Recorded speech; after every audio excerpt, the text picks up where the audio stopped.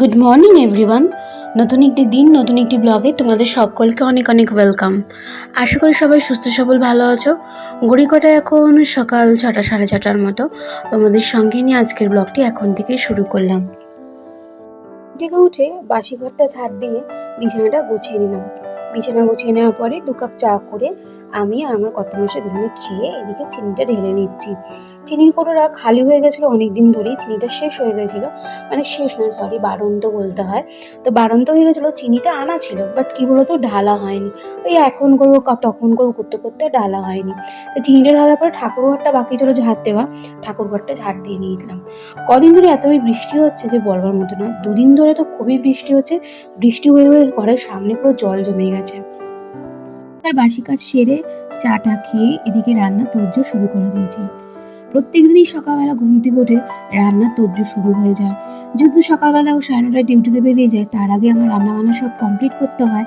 তো এই কাজগুলো তো আমাকে আগেই করতে হয়। তো শাটিং মাছ আনা ছিল, মাছটা আমি এদিকে নুন হলুদ মাখিয়ে এদিকে ভাজে দিয়ে দিয়েছি আর টেবিলটা মুছে নিলাম।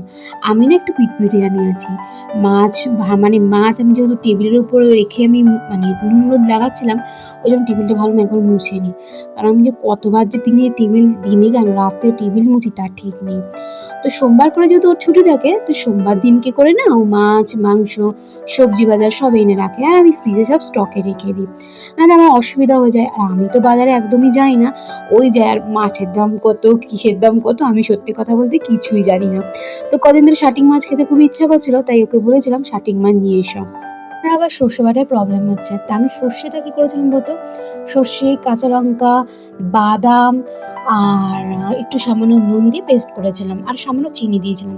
বাট ওনার ফরমাইশ হচ্ছে আমি সর্ষে পুরো ঘন ঘন খাবো না, আমার গ্যাসের সমস্যা হচ্ছে, আমার পেটের সমস্যা হচ্ছে, তুমি পাতলা করে সর্ষের ঝোল করো। আর আমার কি বলো তো, হ্যাঁ বুঝি সর্ষের ঝোল শরীরের পক্ষে ভালো, কিন্তু সপ্তাহে 1 দিন কি মাসে 2-3 দিন খাবো, তখন যদি একটু রসিয়ে বসিয়ে না খাই ভালো লাগে বলো তো। আর আমি ওই জন্যই ভেবেছিলাম যে একটু মাখা মাখা করবো, কিন্তু উনি যেহেতু বললো ওই জন্য সর্ষেটা একদম ছেঁকে জলটা দিয়ে দিলাম। সর্ষে দিয়ে শাটিং মাছের ঝোল কমপ্লিট, মানে একদম ঝোল করিনি, একটু মাখা মাখা করে করেছি। কিন্তু যেহেতু যে বললাম ও খেতে পারে না, ওই জন্য ছেঁকে দিতে হলো, না হলে আর কি বলি। তো এদিকে ভাতটা আমার হয়ে গেছিলো, কিন্তু ভাতটা আমি একটু ফ্যান শুদ্ধ রেখে দিই, কারণ এটা আমার প্রত্যেক দিনের অভ্যাস। কী বলতো, ফ্যান শুদ্ধ কিছুক্ষণ রেখে দিলে না গ্যাসটাও কম পড়ে আর ভাতটাও কিন্তু চটজলদি হয়ে যায়।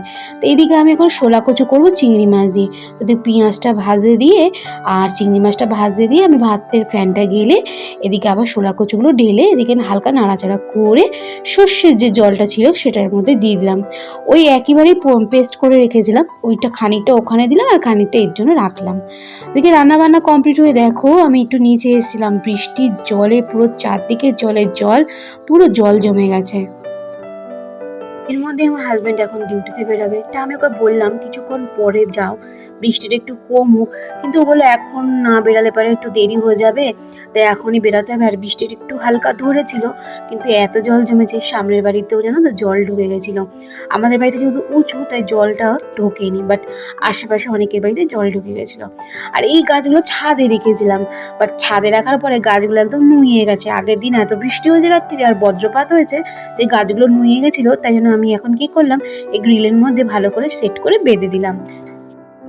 ছাড়া এই জায়গাটা নোংরা হয়, ওই যে আমি ঝাড় দিয়ে একটা কোনায় ফেলে দিই, বাট আমার কর্তামশাই উনি তো শোনেন না, উনি মাঝের মধ্যে ঝাড় দেয় আর ঝাড় দিয়ে দিয়ে এইখানটা যেন তো নোংরাগুলো ফেলে। আর এত বৃষ্টি হচ্ছে আর ভালো মাঝে মধ্যে ঝোড়ো হাওয়া দিচ্ছে, তাই ধুলো উড়ছে, তাই ভাবলাম ছাদটা একবার করে পরিষ্কার করে নিই। তা ছাদটা ঝাড়ু দেওয়ার পরে এইদিকে ক্যাবিনেটটা খালি করছি, এই তাকটা খালি করছি কারণ কিছু জিনিস সেখানে ঢোকানোর আছে।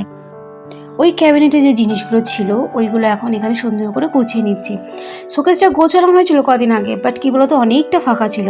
আর আমি ভেবেছিলাম এই শোকেসে আরও কিছু জিনিস ঢোকাবো, কিন্তু ওই যে আমার হাজব্যান্ড মশাই আমার উপরে কেতদারি মারেন, তো উনি ওনার মতন গুছিয়েছিল, তাই আমি ভাবলাম ওই ক্যাবিনেটের ওই তাকটা খালি করতে হবে, কারণ জামা কাপড় ভর্তি হয়ে গেছে। হ্যাঁ সত্যি কথা বলতে পুজোর সময় আরও নতুন নতুন জামা তো হবে, তিনটে অলরেডি হয়ে গেছে, আরও হবে, ওরও আছে, তো আলমারিটা ধরছে না। তো ওই জন্য আলমারিটার জায়গা একটু প্যাসেজ করার জন্য আমি ক্যাবিনেটটা খালি করলাম, মানে ওই তাকটা তো করে শোকেস টোকেস গুছিয়ে স্নান টান করে গপুকে খেতে দিয়ে দিকে লাঞ্চে বসে গেছিলাম। তো লাঞ্চে আজকে ছিল চিংড়ি মাছ আর শোলা কচু দিয়ে, সর্ষে দিয়ে, কাঁচা লঙ্কা দিয়ে বাটা, তার সাথে ছিল পটল বাটা, আর তার সাথে ছিল শাটিং মাছ, মানে সর্ষে আর শাটিং মাছ। তো দিকে খাওয়া টাওয়ার পরে টেবিল মুছে দুপুরে বিশ্রাম নেওয়ার পরে ছাদে যে চাদর জামা কাপড় ছিল সেইগুলো এখন ভাঁজ করে নিচ্ছি। এখন বৃষ্টিটা ধরেছিল তাই ছাদে গেছিলাম, তা আবার এখন ছাদে যাব গাছগুলো দেখার জন্য। আর টবের মধ্যে না জল জমেছে, 2-3 টবে না খালি জল জমছে, যখনই বৃষ্টি হচ্ছে তখনই জল জমছে। তো জলগুলো ফেলে দিতে হচ্ছে, কেন জানি না টব দিয়ে জলটা পাস হচ্ছে না।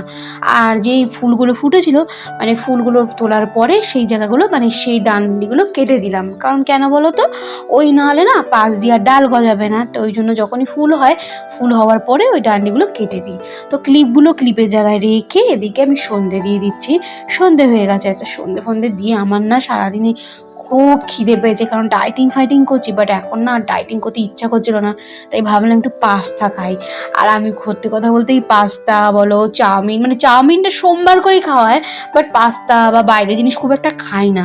তো আমার খুব ইচ্ছা করছিল যে পাস্তা বানিয়ে খাই, আর যখন মন চায় তখন তো খেতেই হয় বলো। আলু পেঁয়াজ হালকা করে ভেজে তার মধ্যে বাদাম দিয়ে, বাদামটা দেওয়ার পরে কাঁচা লঙ্কা দিয়ে নাড়াচাড়া করে স্বাদ মতন নুন আর স্বাদ মতন চিনি দিয়ে বয়েল করা যে পাস্তাগুলো ছিল সেগুলো দিয়ে তার মধ্যে গোলমরিচের গুঁড়ো আর টমেটো সস দিয়ে নাড়াচাড়া করে পাস্তা আমার রেডি। তো এই ফার্স্ট পাস্তা বানালাম, সত্যি বলতে পাস্তাটা কিন্তু খুব ইয়ামি হয়েছিল খেতে। তো তোমরাও এই পদ্ধতিতে কিন্তু করে খেতে পারো, আমার মনে হয় তোমাদেরও ভালো লাগবে। পাস্তাটা খাওয়ার পরে পেটে ভার হয়েছিল। তো এখন কটা বাজে বলো তো, এখন বাজে 10টা। তা আমি আর রাত্রিবেলা না আর কিছু খাইনি গো, কেন আমি না যেহেতু খাই না আমার গাটা গুলাচ্ছে, আর আমি যেহেতু কদিন ধরে ডাইটিং করছি তো এখন একদমই খেতে পারি না। তো এখন যে বাসনগুলো যে মেজে রেখেছিলাম দুপুরে, সেই বাসনগুলো এখন ভালো করে মুছে গুছিয়ে রাখলাম। আর জানো তো রাত্রিরে আমি সব মোটামুটি গুছিয়ে রাখি, যাতে সকালবেলায় আমার হাতের কাছে সব কিছু থাকে, আর ঘুম থেকে উঠে যেন বাসন মাজতে যেন না হয়, কারণ ঘুম থেকে উঠে বাসন মাজতে না আমার সত্যি জানি কান্না পেয়ে যায়। তো এদিককার সব গুছিয়ে একটা দুটো থালা ছিল, সেই থালাগুলো এখন মেজে নেব।